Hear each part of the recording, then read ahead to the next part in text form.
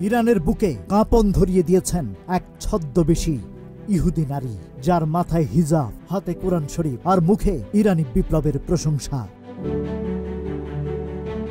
যেন একটি নিখুঁত ইসলামী নারী রূপে আবির্ভূত হয়েছিলেন তিনি। লিখতেন ইসলাম আর ইরানের সর্বোচ্চ ধর্মীয় নেতা আয়াতুল্লাহ খামেনির প্রশংসায়। এমনকি তার লেখালেখি ঠাঁই পেয়েছিল খামেনির সরকারি ওয়েবসাইটে। কিন্তু ইরানের গোয়েন্দা সংস্থার দাবি, এই নারী ছিলেন মোসাদের এক ভয়ঙ্কর অস্ত্র, নাম ক্যাথরিন প্যারিস সকদাম। ব্রিটিশ ফরাসি বংশোদ্ভূত এই মুসলিম নারী নিজেকে শিয়াপন্থী মুসলিম হিসেবে উপস্থাপন করতেন। ইসলাম আর ইরান প্রীতির মুখোশে তিনি প্রবেশ করেছিলেন ইরানের গভীর নিরাপত্তা ব্যবস্থার ভেতরে।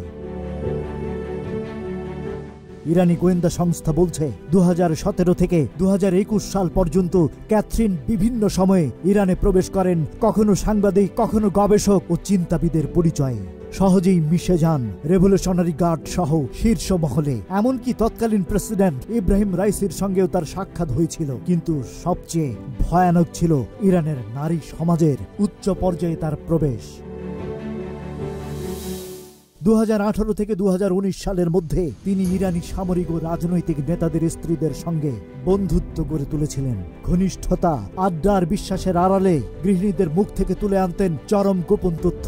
স্বামী কোথায় কাজ করেন, কখন কোথায় যাচ্ছেন, কার সঙ্গে মিটিং করছেন, কারা তার সঙ্গে থাকেন, এমন সব তথ্য। এই কথোপকথন গোপনে রেকর্ড করতেন ক্যাথরিন। পরে সেই তথ্যই পরিণত হতো রক্তাক্ত মিশনে।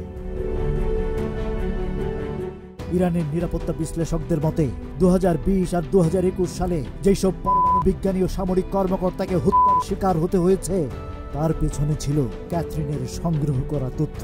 বিশ্লেষকরা বলছেন আজও ইসরায়েলের বিভিন্ন নিখুঁত সামরিক অভিযানের উৎস হিসেবে ব্যবহার করা হচ্ছে সেই সময়ের তথ্য ভাণ্ডার।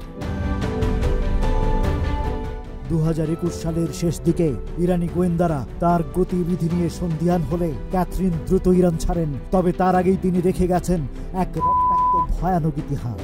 বিশেষজ্ঞরা বলছেন এটি কেবল একটি গুপ্তচর কাহিনী নয়, বরং নারীত্ব, সরলতার ধর্মীয় মুখোশকে পুঁজি করে একটি দেশের সামরিক কাঠামোকে ভেঙে ফেলার এক নজিরবিহীন দৃষ্টান্ত।